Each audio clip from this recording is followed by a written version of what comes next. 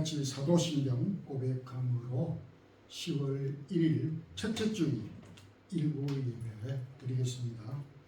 전능하사 천지를 만드신 하나님 아버지를 내가 미사오며 그 외아들 우리 주 예수 그리스도를 미사오니 이는 성령으로 잉태하사 동정녀 마리아에게 나시고 본디오 빌라도에게 고난을 받으사 십자가에 못 박혀 죽으시고 장사한 지 사흘 만에 죽은 자 가운데서 다시 살아나시며 하늘에 오르사 전능하신 하나님 우편에 앉아 계시다가 저리로서 산 자와 죽은 자를 심판하러 오시리라. 성령을 미사오며 거룩한 공회와 성도가 서로 교통하는 것과 죄를 사하여 주시는 것과 몸이 다시 사는 것과 영원히 사는 것을 미사옵나이다. 아멘. 찬양과 영광을 주께 돌립니다. 9월을 보내고 10월 첫째 주일 우리에게 주셔서 이 날 기억하고 주 앞에 나와 경배와 찬양을 드립니다. 주의 백성들을 위로하시고 하늘에 신령한 것들로 충만하게 채워 주시기를 원합니다. 금년 남은 3개월 하나님의 은혜 가운데 지나왔고 또 남은 기간도 은혜 가운데 잘 마무리를 하고 주께 영광 돌릴 수 있는 감사의 제목이 많아질 수 있게 하여 주옵소서. 지금까지 주의 손길과 인도하심을 기억할진대 우리가 주 앞에 부족하고 연약함이 많았음을 고백합니다. 주님, 오늘도 주의 몸된 교회를 비롯한 속한 모든 성도들 가정과 기업과 자녀들과 기도의 제목들 하는 일들 주께서 간섭해 주신 것 찬양과 감사를 드립니다. 그런 가운데서도 저희들이 알지 못하는 가운데 주님 힘들고 어려운 여건 가운데 있는 주의 백성들을 위로하시고 또 피할 길을 여시고 필요를 채워 주옵시기를 원합니다. 사랑하는 자녀들의 학교 생활과 또 직장 생활과 취업과 기도의 제목과 결혼과 성도들의 기업과 계획하고 있는 일들 하나님이 동행하여 주시고 주의 나라 섬기는 우리 모든 선교사님들의 사역들 기억하여 주옵시기를 원합니다. 주님, 지난 주간에는 한국 고유의 명절 한가위를 맞이하여 또 부모, 형제, 가족, 자녀, 친척들이 모여 사랑의 교제를 나눌 수 있게 됐지만은 저희들이 외국 땅에 살아가면서 주의 몸된 교회를 통하여서 믿음의 식구들이 또 오늘도 예배 후에 친교의 시간을 가지는 이 모든 일들 또 여성도들의 성김과 손길을 위해 은혜와 축복을 더하여 주시기를 원합니다. 주님, 금년 말에 또 저희 교회가 새로운 청빙 담임 목사님을 위하여 준비하고 있으며 또 하나님 오늘도 임시재직회를 통하여서 의논하는 모든 일들 주께서 간섭하여 주시옵시기를 원하오며 하나님 주의 몸된 교회를 특별히 사랑하고 잘 섬길 수 있는 사역자를 보내셔서 주의 몸된 교회를 계속하여서 의거하고 이 땅 위에 주의 복음을 잘 감당할 수 있는 종을 보내어 주시고 또 섬길 수 있도록 도와 주옵시기를 원합니다. 오늘도 저희들이 1부, 2부 예배와 또 재직회와 어린 자녀들의 예배와 주의 몸된 교회를 섬기는 모든 성도들의 손길과 삶을 축복하여 주옵시고 부족한 종이 오늘도 주의 말씀을 잘 수용될 수 있도록 힘주시고 성령의 충만함을 더하여 주옵소서. 예수님 이름으로 기도 드리옵나이다. 아멘. 누가복음 18장 1절에서 8절까지입니다. 예수께서 그들에게 항상 기도하고 낙심하지 말아야 할 것을 비로 말씀하여 이르시되 어떤 도시에 하나님을 두려워하지 않고 사람을 무시하는 한 재판장이 있는데 그 도시에 한 과부가 있어 자주 그에게 가서 내 원수에 대한 나의 원한을 풀어주소서 하되 그가 얼마 동안 듣지 아니하다가 후에 속으로 생각하되 내가 하나님을 두려워하지 않고 사람을 무시하나 이 과부가 나를 번거롭게 하니 내가 그 원한을 풀어주리라. 그렇지 않으면 늘 와서 나를 괴롭게 하리라 하였느니라. 주께서 또 이르시되 불의한 재판관이 말한 것을 들으라. 하물며 하나님께서 그 밤낮 부르짖는 택하신 자들의 원한을 풀어주지 아니하시겠느냐? 그들에게 오래 참으시겠느냐? 내가 너희에게 이르노니 속히 그 원한을 풀어주시리라. 그러나 인자가 올 때에 세상에서 믿음을 보겠느냐 하시니라. 아멘. 본문에 소개되고 있는 한 여인은 아마 참 크나큰 억울한 일을 당하여서 크게 낙심하고 또 심중에 원한을 가지게 되었습니다. 그런 낙심과 원한이 오래 되었지만 그러나 결과적으로 그 원한과 그 낙심을 견디고 참음으로 말미암아 낙심 가운데서 다시 일어설 수 있다라고 하는 비유의 교훈을 주신 내용이기도 합니다. 오늘은 이 본문 말씀을 통해서 떨어진 믿음 어떻게 회복합니까? 라는 말씀으로 은혜를 나누고자 합니다. 오늘 이 비유를 통해서 믿음의 삶을 교훈받을 수가 있는데 우리가 참 현실에 살아가게 되면서 우리 자신들의 믿음이 어느 때가 좀 절정 강인하고 또 확신 있는 믿음을 가졌었고 또 어떤 경우에 우리의 믿음이 낙심되고 떨어졌는가를 대충은 알지만은 정확하게 느끼지 못하는 경우가 있습니다. 근데 오늘 이 본문을 통하여서 우리의 그 믿음의 상태를 점검할 수가 있는데 무엇보다 우리가 지금 현재의 믿음의 생활을 하는 가운데 현실과 내 자신을 돌아보면서 낙심을 하고 있을 때, 즉 우리의 삶 가운데 낙심으로 우리가 가득 차 있을 때에 이는 분명 믿음이 떨어진 증거라고 하는 것을 알 수가 있습니다.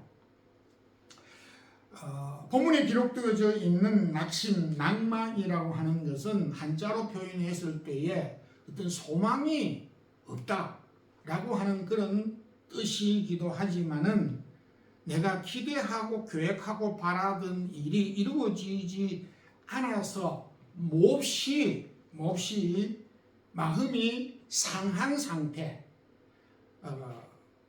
어떤 사전에는 몸이 풀어진 상태라고 해석을 하기도 합니다.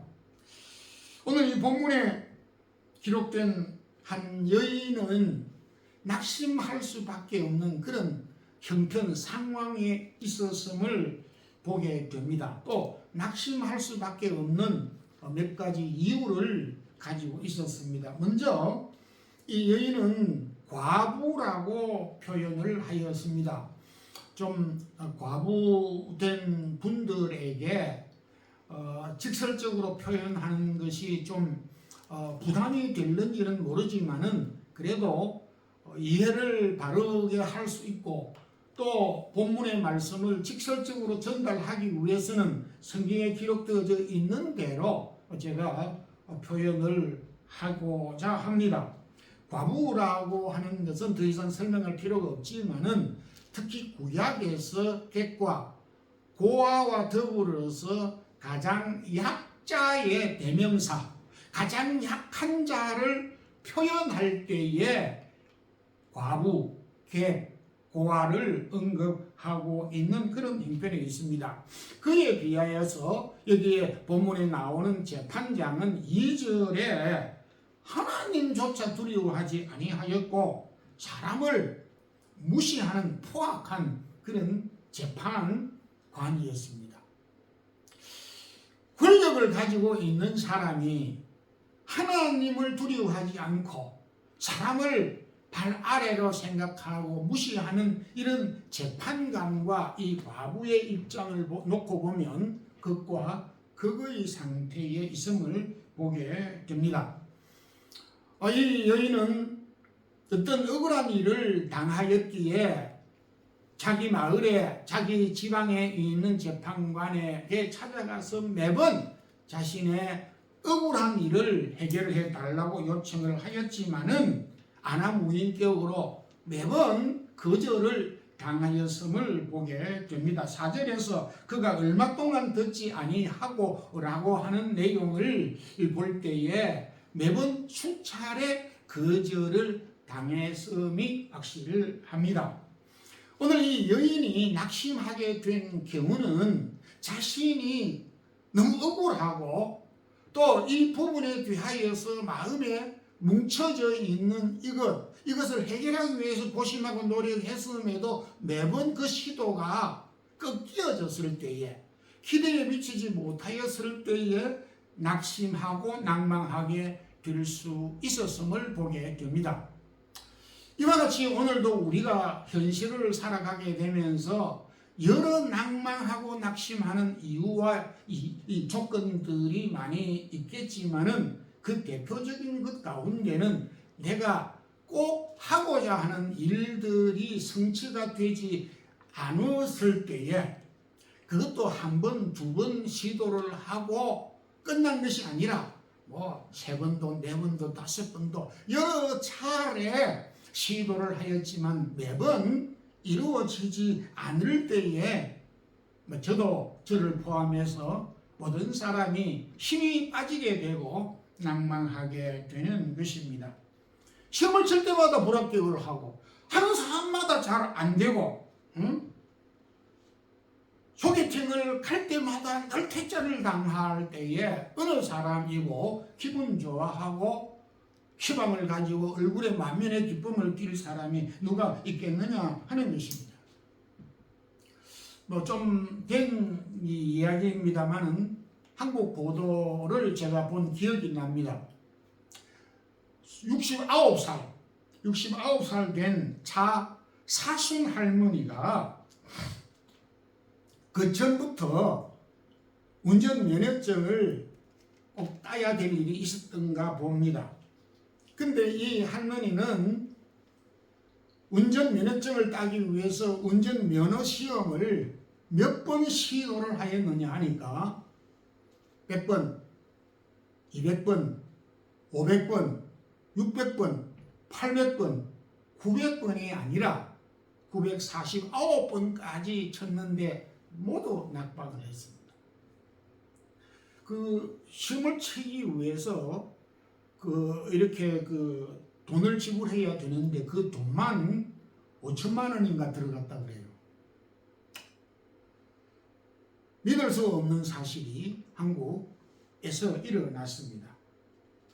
그런데 950번째 시험을 쳤는데 필기시험과 실기시험이 합격이 돼서 운전면허증을 받아서 자기 차로 운전을 하게 됐다는 뉴스가 한국의 톱 뉴스로 기사화되면서 낙심하고 있는 사람들이 950번 시도를 해서 합격을 면허증을 받은 이 할머니가 있는데 겨우 내가 5번, 10번 시도를 해서 떨어지고 안 되는 것 가지고 낙심해서 되겠느냐 해서 많은 사람들이 희망을 갖고 용기를 갖고 또 시도를 했다 하는 그런 뉴스를 제가 본 적이 있습니다. 이 여인의 입장에서 볼 때에 앞서도 말씀을 드린 바와 같이 이 여인은 너무 의지할 데가 없고 약했습니다. 자신을 볼 때 자신이 할 수 있는 것이 너무 없었습니다. 상대에 비해서 자기가 할 수 있는 자기 힘으로 모든 것들을 총동원해서 무언가를 이루려고 해도 되는 일이 없었습니다. 이 사람이 여러 번 시도를 하고 안 됐을 때도 낭망이 되지만은 현실에 자신을 돌아볼 때 자신이 너무 얽매이게 될 때 낙심할 수 있는 상황을 가져올 수 있다는 겁니다.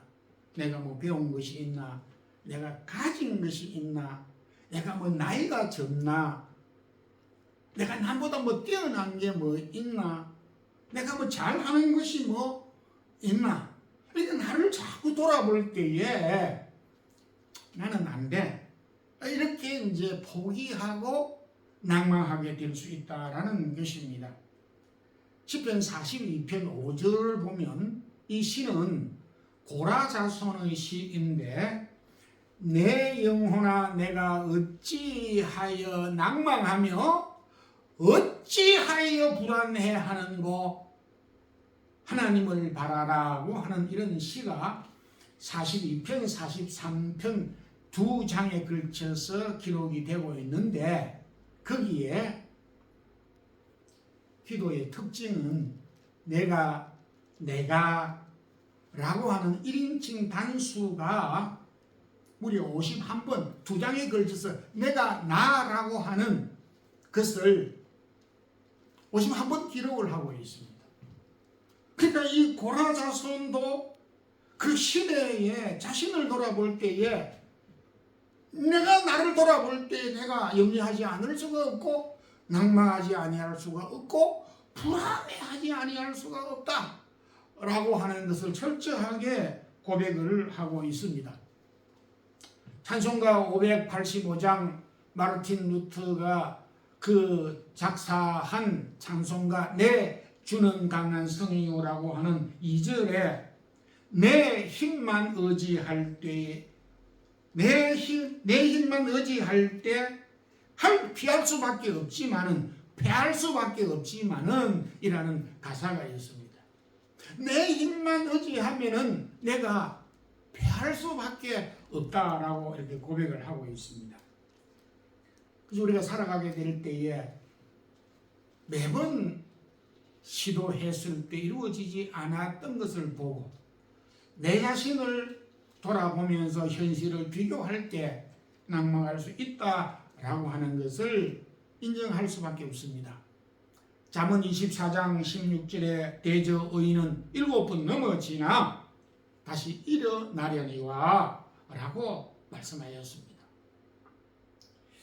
이 본문에 나오는 여인이 우리에게 교훈해 주고 있는 것은 가장 약한 사람이었지만은 그럼에도 잠깐 낙심은 하였다고 볼 수 있다 하더라도 결과적으로 그 가운데서 일어섰다.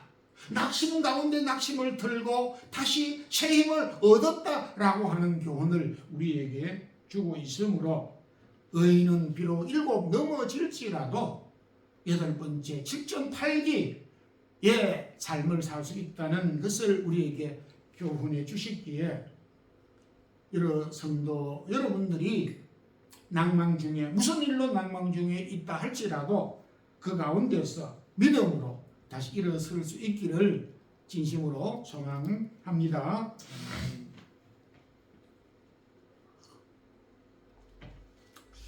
우리의 믿음 가운데 그 마음의 원망, 본문에는 원함이라고 기록을 했습니다. 내 마음 가운데 원망이 가득 차 채워지지를 않고 없어지지 않는 것입니다. 불만이 가득하다.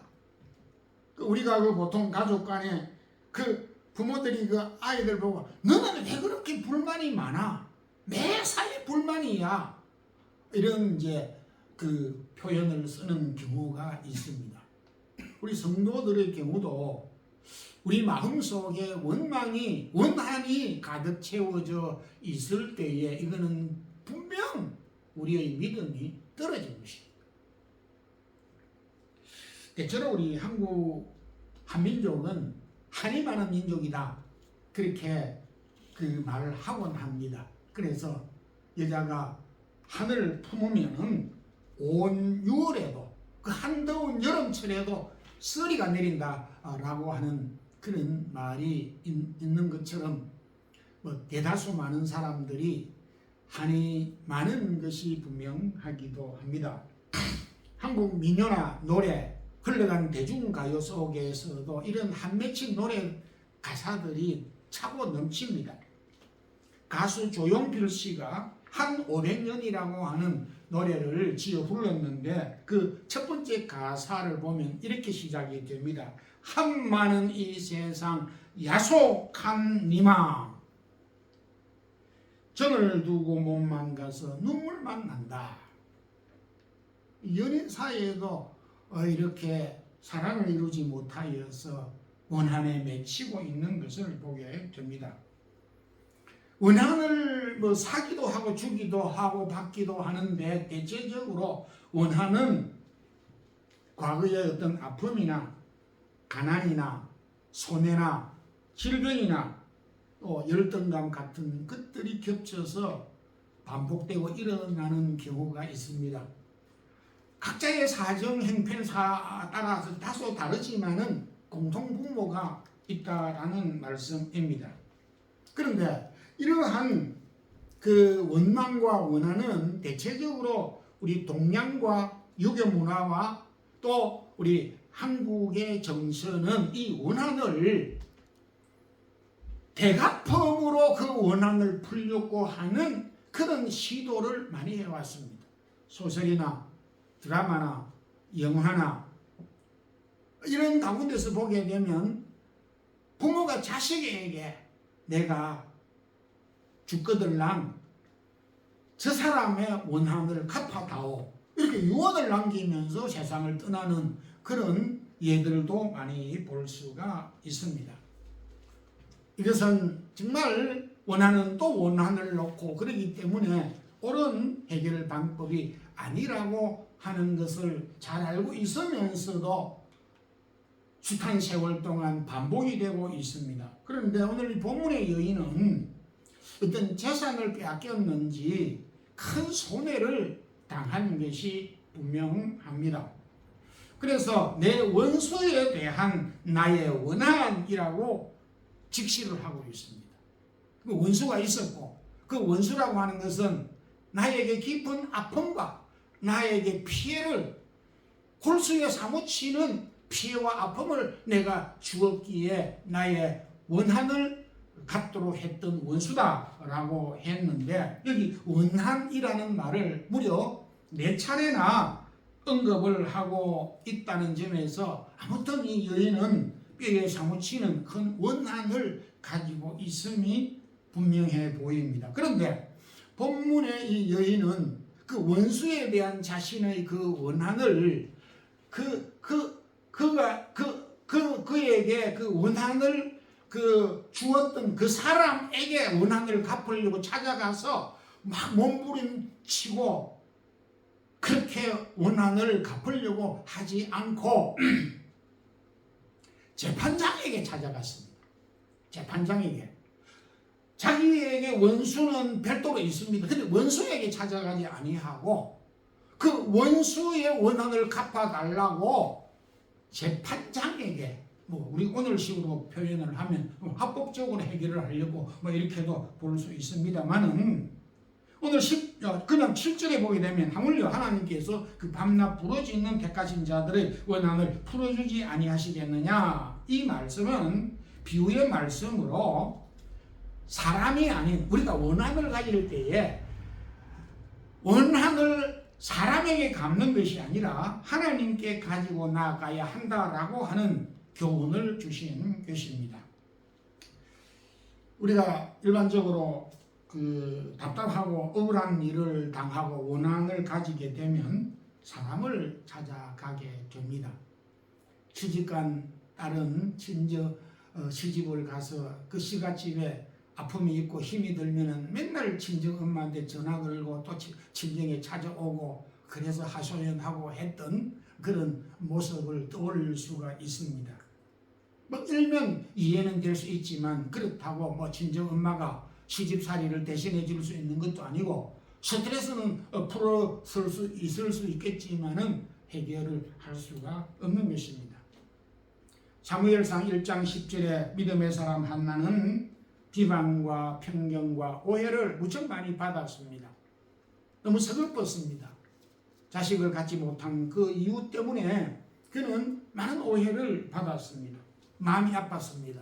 남편조차 그를 알아주지 이해하지 못하였을 때에 한나는 사무엘상 1장 10절에 마음이 괴로워서 여호와께 기도하고 통곡하며 라고 하였습니다.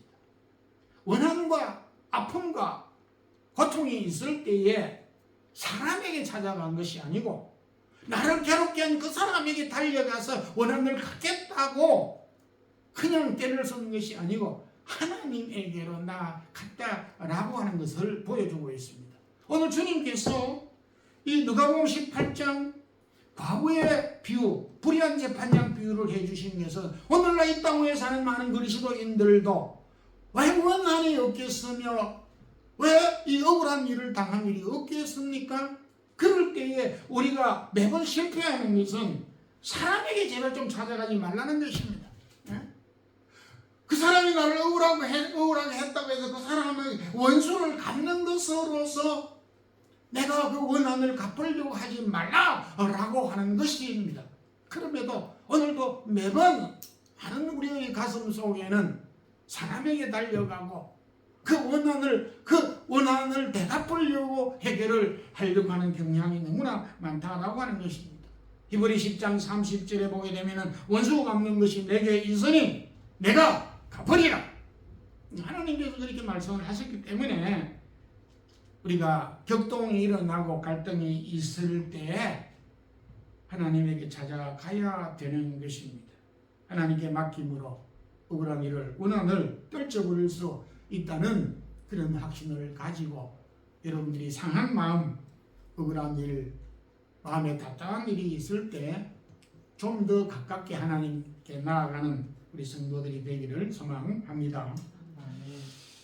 마지막으로 우리의 상태, 이 믿음이 원망과 원한으로 채워져 있을 때 믿음이 떨어지는 것이 명확합니다. 근데 이 떨어진 믿음을 어떻게 회복할 수 있습니까? 기도로 회복할 수 있다라는 것입니다.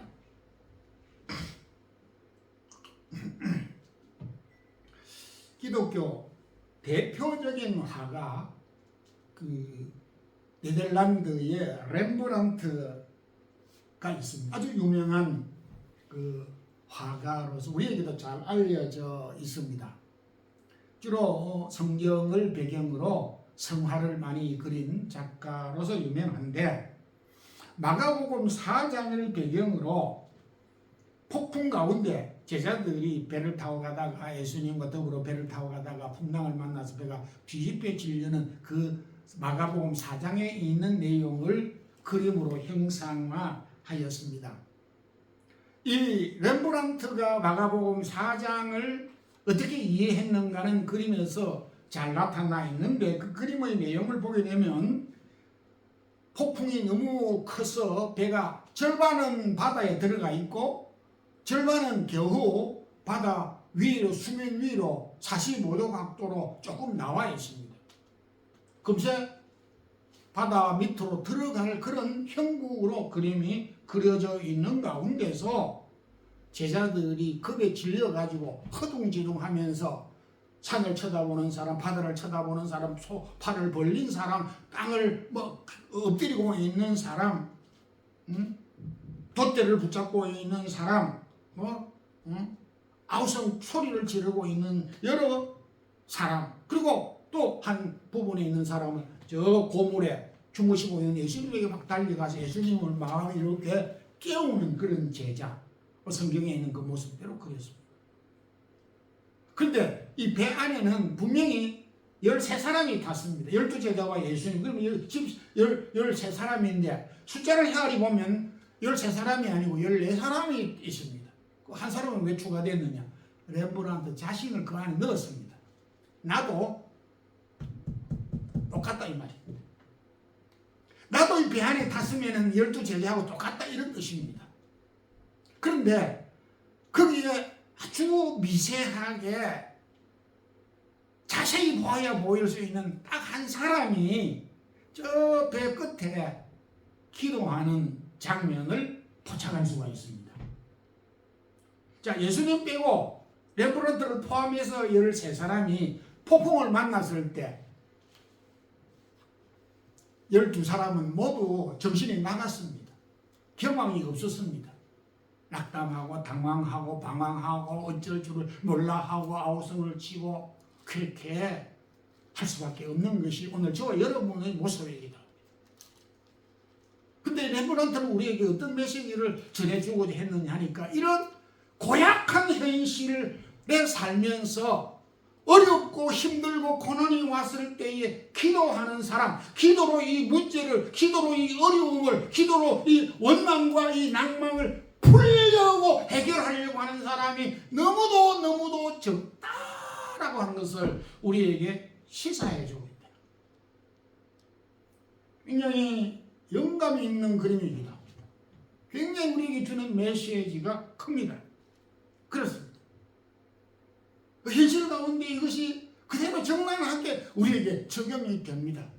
자, 오늘 우리가 살면서 코로나도 당했고 경제적으로 위기로 어려움을 겪고 있고 참 우리 계획한 대로 안 되는 이런 가운데에서도 사람들은 하나님에게 찾아가 기도하려고 생각하지 않는 것을 보게 되는 것입니다. 오늘 이 본문을 기록한 누가는 불의한 이 재판관을 하나님 아버지와 역비교를 하고 있습니다. 역비교라고 하는 것은 뭐냐니까 아무렴 불의한 재판관, 하나님을 두려워하지 않고 사람을 아나무인격으로 무시하는 이 불의한 재판관도 자꾸 구하고 때를 쓰고 기도하고 구하면은 떨어지는데 하물며 너희 하나님 아버지께서 들어주시지 아니하겠느냐? 그런데 그럼에도 들어주시지 않겠느냐? 그럼에도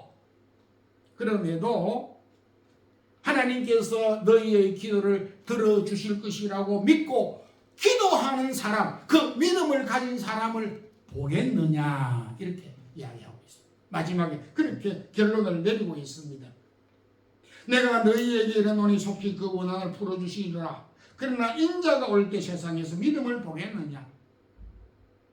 저 무도한 재판관도 그 소원을 들어주시는데 하물며 너희 사랑하는 하나님이 그 소원과 기도와 원한을 풀어주시지 않겠나? 들어주신다 이겁니다. 그럼에도 들어주시는 줄 알면서도 그렇게 구하고 기도하고 믿는 자가 있겠느냐? 없다 이 말입니다. 참 우리의 마음을 답답하게 만드는 우리 그리스도인들이 매우 속상할 수밖에 없는 왜 내가 이런 처지에까지 떨어지게 되어졌는가를 바라볼 수 있게 해주시는 것입니다. 믿음과 기도는 분리할 수 없습니다. 믿는 것만큼 기도하고 기도하는 것만큼 믿게 되는 것입니다.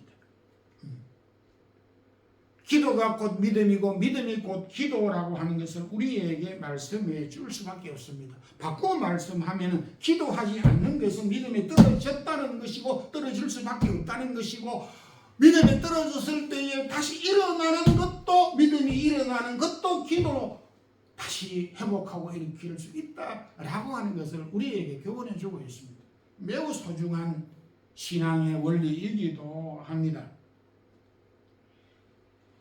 우리가 지금 살아가면서 모르긴 해도 대체적으로 이전보다 우리가 어렵다고 생각이 될 것이 저도 그렇게 많이 느낍니다. 근데 더 어렵는데 이전보다 더 기도는 적게 하는 것입니다. 그 믿음이 떨어진 것이 분명하다는 것입니다. 걱정도 옛날보다 지금이 더 많아진 것 같습니다. 그런데 기도하지 않는 것이 더 많다는 것을 보게 되는 것입니다. 이건 분명히 믿음이 떨어졌고 쇠약하다는 것입니다. 믿음이 떨어진 것은 다시 회복할 수 있는 것도 기도인 것입니다. 기도하지 않음으로 믿음이 떨어지는 것이고 떨어진 믿음을 다시 일으키고 회복하는 것도 기도인 것이라는 것을 교훈해 주고 있습니다. 낭망하고 원망하지 않을 수 없는 것이 우리의 연약한 인간을 가진 우리의 모습, 저와 여러분의 모습입니다.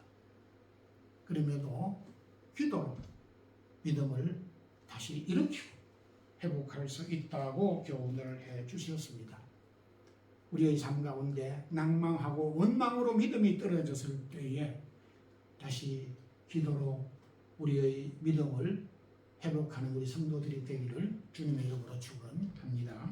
하나님 아버지 감사드립니다. 오늘도 저희들이 주 앞에 나와 주의 말씀을 청종케 해 주셔서 감사를 드립니다. 현실 가운데에 우리가 낭망할 일들이 너무나 많이 있음을 알게 됩니다.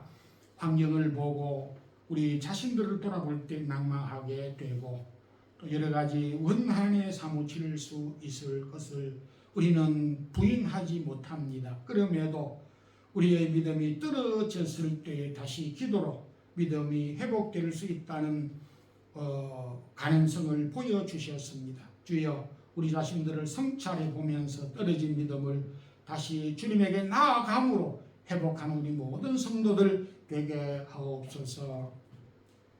주의 사랑하는 성도들이 몸과 마음과 귀한 예물을 드렸습니다. 가정과 손길과 기업을 축복하여 주옵소서. 주 예수 그리스도의 크신 은혜와 하나님 우리 아버지의 무한하신 사랑과 성령의 교통하심이 원망과 원한이 사무쳤을 때 우리의 믿음이 나락으로 떨어졌을 때 다시 하나님께 나아가 기도로 회복하기를 힘쓰고 소망하는 주의 사랑하는 모든 성도들 우리 위에 이제부터 영원토록 함께 있을지어다. 아멘.